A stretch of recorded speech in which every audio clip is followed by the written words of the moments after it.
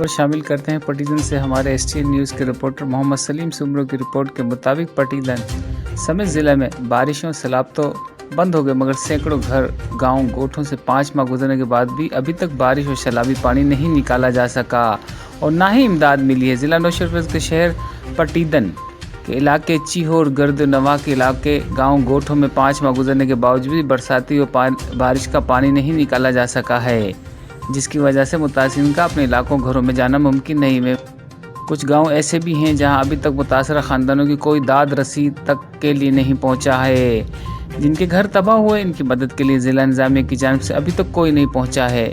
चीहो में भी दर्जनों घर गिरकर तबाह हो गए, मगर वहां के मकीन अब भी आरजी खैमों में रहने पर मजबूर हैं और बेयारो मददगार सर्दी के मौसम में खुले आसमान तले पड़े हैं।